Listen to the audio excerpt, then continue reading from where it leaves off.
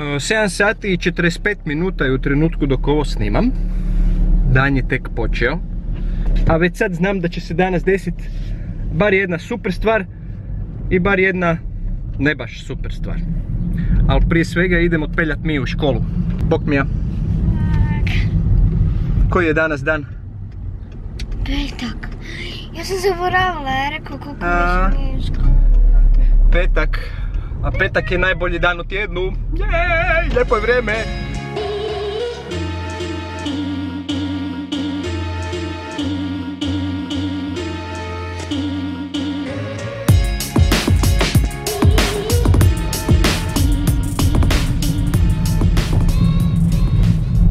Evo nas, šefice. A javi mi se kad završi sa školom, dobro? Ćao. Prva super stvar koja će se danas desiti je Drone Fest. Druga po redu poslovna konferencija o bespilotnim letjelicama. Idem na jedan dio konferencije koji je otvoren za javnost i besplatan je i na kojem se demonstriraju razni dronovi. Sad mislim da negdje u 12 sati i 50 minuta počinje onaj najinteresantniji dio i svaki 10 minuta će biti predstavljen nekakav dron. Između ostalog DJI Mavic Pro, DJI Phantom 4 Pro i tako dalje. Pa evo, sad se spremam laganini i pičem tam.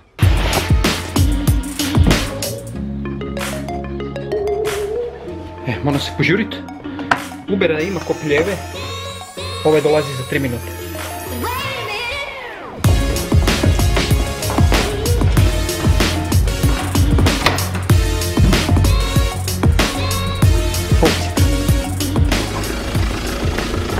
Pogledaj, Kruno, drago mi je, pokupio me Ivan, jel tak? Da, Ivan. Evo ga, bok Ivan. Ćao. Idemo, naravno, u hipocentar, gledat malo kak lete dronovi, moram se zakopčat. To nije sad samo pitanje 400 kuna, nego je pitanje da čovjeka ne gnjavim sa ovim pištanjem, ne? I tako.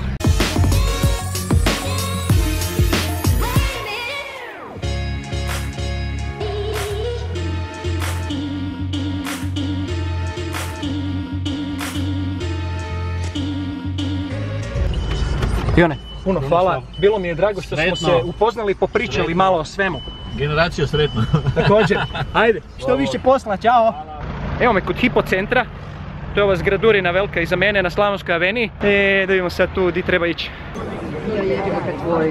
Pardon, znate vi di se održava ovaj Drone Fest? Tu unutra.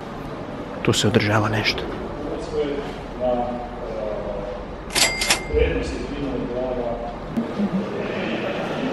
Evo ga. To je to. Wow, da vidimo kog znamo tu.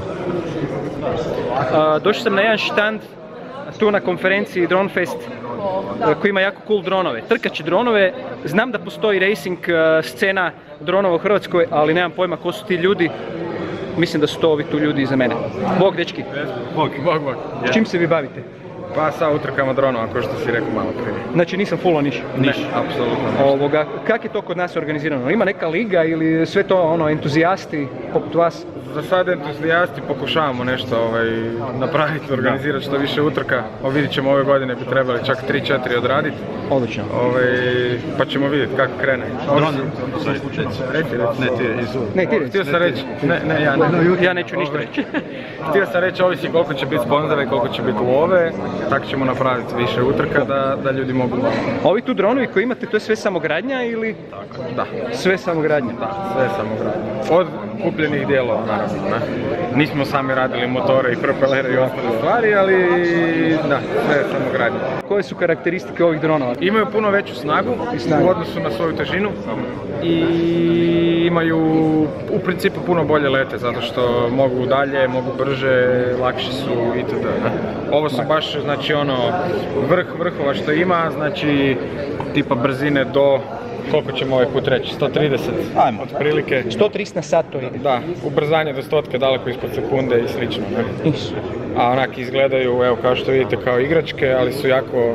Znači ovaj tu ima 1,6 kW snagu na punom gasu, znači ko kakva pečnica ili frižiderčić. A ukupno ima 400 grama. A ukupno ima 403 nešto grama.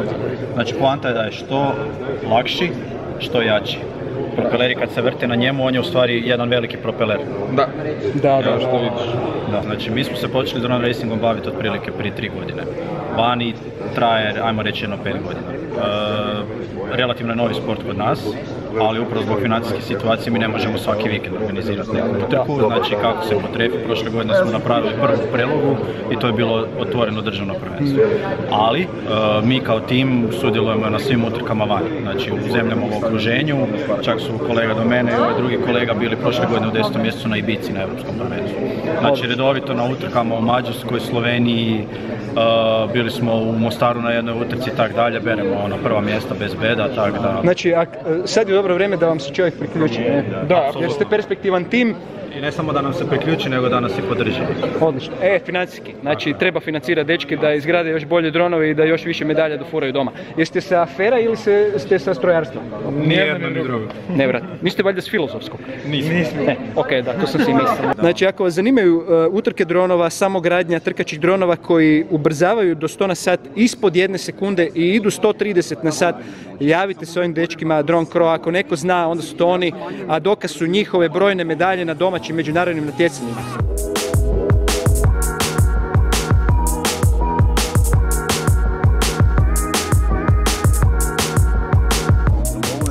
Dečki su mi pripremili VR, znači posebne naočale koje ću staviti na svoju facu i onda ću vidjeti kak leti dron.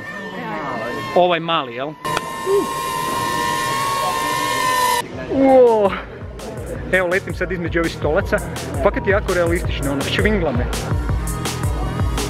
Ajde, otvori usta. Jako da. Ti je ovo.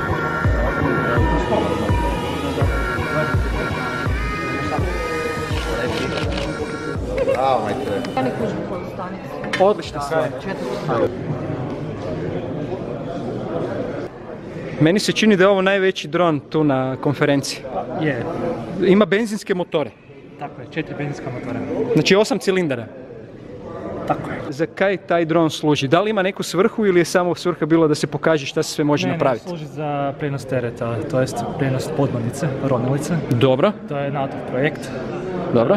Financiranje strane NATO projekta gdje je svrha da se bespilotna ronilica prenese s obale na more, da ona obavi neka mjerenja, snimanje dna i onda se opet pokupi i vrati na obalu. Koja je njegova nosivost? Znači koju masu? Svaki motor može dati 25 kg, to je maksimum. Znači 100. Da. Ovo je 3 professional, a ja bi uzeo 4 i znam da njega treba registrirati negdje. Da li vi znate kako to ide i koja je šema, kom se ja moram javiti, koje obrazce popuniti? Znači, dobro. Ako počinjete sa tim dronovima, lijepo se učlanite ovdje, popunite to, članarina vam košta 200 kuna i tu automatski sve je vezano za registraciju, za sigurnost i apsolutno sve možete saznati ovdje. Od njih tu desno ću tražiti dozvolu, jel tak? Da. To oni sređuju. Super, onda idem i njih pitati još to. Ako nemamo odobrenje za davanje izjava.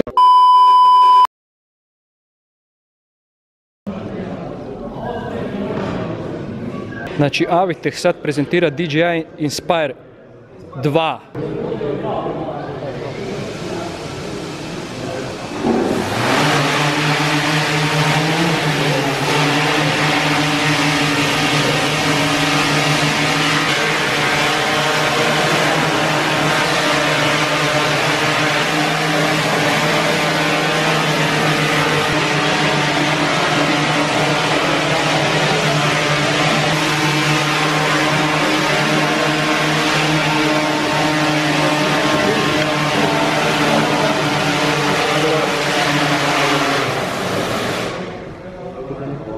Znači 5 minuta leta, a baterija mu je na koliko posto sad?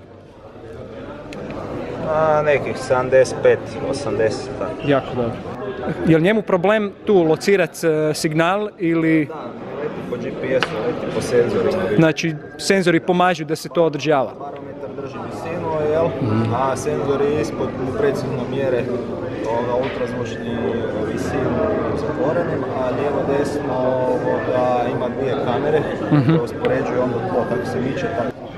Super, znači sad ide DJI Mavic Pro.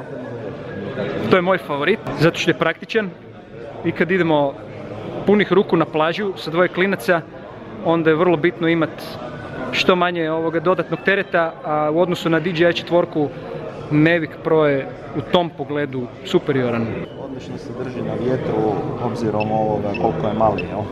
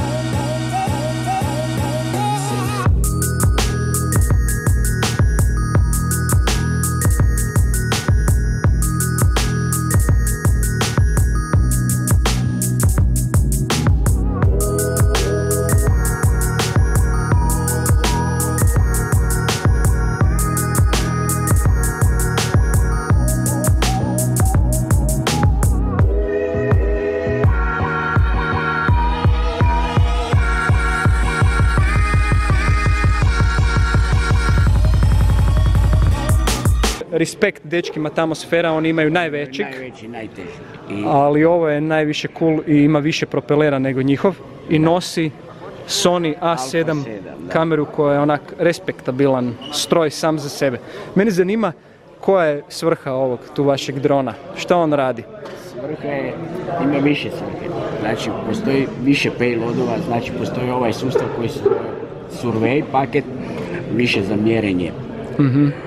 I postoji paket za inspekciju koji ima drugačiju kameru, ima FLIR Tau 6 i Panasonic, dvije kamere zajedno, i C i ovu kameru. Znači ovisi o svrhi, on može na taj svoj gimbal primiti različite setupe. Tako je, mali je, fleksibilan, nizak i ima 8 propelera.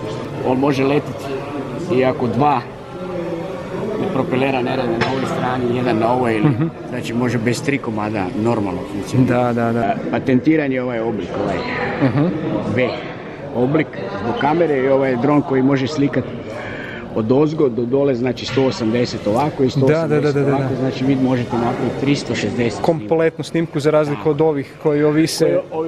Da, gimbal je u principu ne ide iznad razine horizonta, da. Znači i za ispitivanje terena, to je planiranje ruta koje kakvih i... Za projekte, vi snimite teren i napravite projekt 3D u uredu kao da ste bili na terenu radili izmjeru. Znači ovaj model Sony Alpha 28.800 eura plus PDV.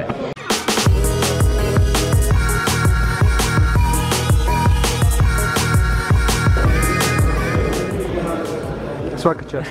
Na primjer kad ti letiš, ja sam sad bio zabio u sebe, rado mi kažem što se zabije samo u sebe.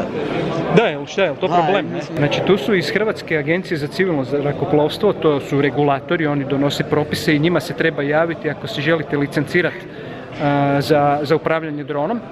Tako da je malo nezgodno zapravo tu letiti između ljudi jer oni to gledaju i onak nisu baš sretni. Ali su bili jako ljubazni i pokazali su mi sve što treba znati vezano za regulativu, gdje se nalaze informacije i kako se prijaviti. Najgore bi bilo se zabiti sa dronom u nečiju glavu i napraviti puno veći problem od toga. Mislim, već ti problem kazna, onda moraš prodati drona, onda ti onak više. Da, onda moraš prodati drona, fučkeš nečiju glavu, ne onda.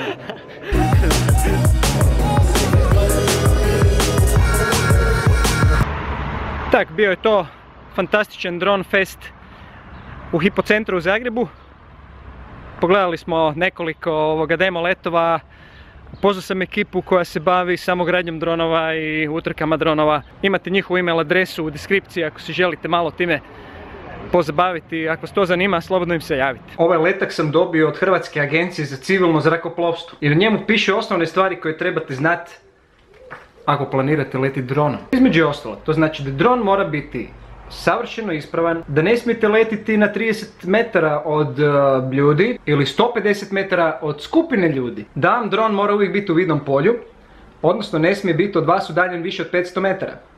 Ne smijete letiti noću, niti na udaljenosti manjoj od 3 km od najbliže zračne luke. Ne smijete izbacivati stvari iz njega i snosite punu odgovornost za postupanje dronom i za siguran let. Pazite, ovo je jako bitno.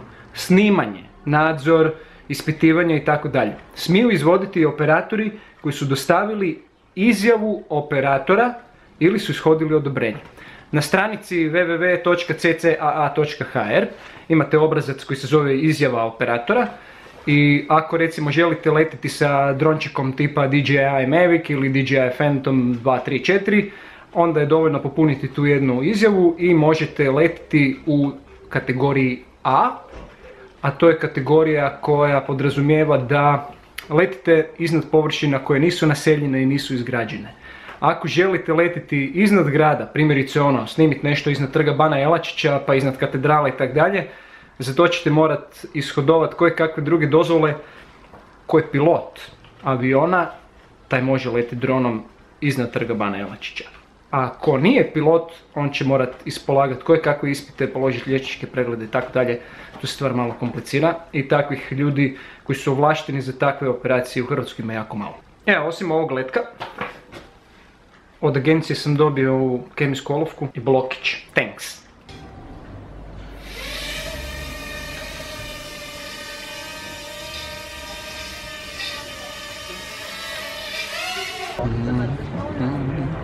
Sad smo na zagrebačkoj Martinovki. To je kvart u kojem se rodila moja žena. Sad će se desiti još jedna super stvar ovog dana. Tamo je Zagrebčanka. I negdje iz tog smjera će preletiti međunarodna svemirska postaja na kojoj je sad 6 astronauta. Između ostalog i poznati Tom Astro, astronaut koji ima fenomenalan Instagram i svakodnevno objavljuje fenomenalne slike iz svemira. Evo, to je. Astro, Tom, da daj slike jednom. Wow. Znači oni su sad na 400 km visine. Kad će opet proći? Pa ne znam. Evo, odu astronauti. A sad idemo nazdraviti, jer sad će se desiti neka stvar koja nije baš tak super kao ovo sve ostalo što se desilo danas. Ne znam na kaj misliš.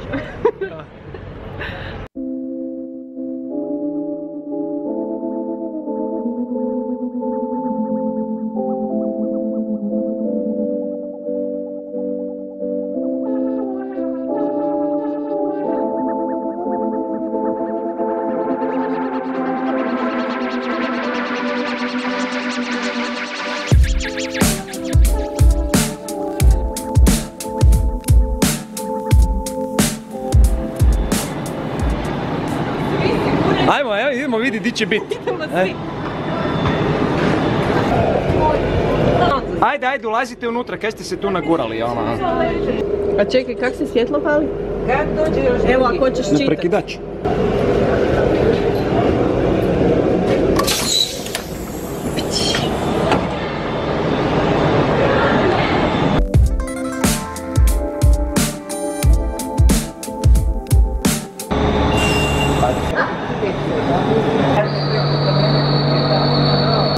Ćao, Šogi!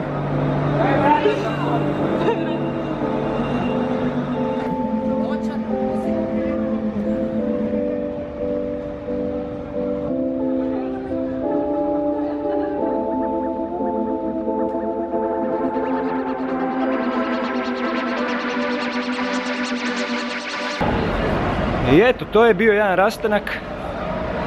Šogi je u tom vlaku, Danielin brat, na putu za Hamburg. Jer ovdje jednostavno ne ide. Ova država je ljudi moji. Kad čovjek ispiša krv i suze i znoj i pokuša iznova i 650 puta i ne uspije, onda nema druge nego otići. I tamo će uspjeti, zato što se vani cijeni rad i trud, a u Hrvatskoj uspijevaju samo oni koji su dobro isprepleteni i slizani sa politikom. Za takve smradove ovdje uvijek ima mjesta, za ljude koji su pošteni, za njih ima mjesta samo preko granice. I zato ne volim ovu državu, jer razdvaja obitelji, prijatelje i nemam više ništa za reći. To je bila ta malo manje super stvar danas.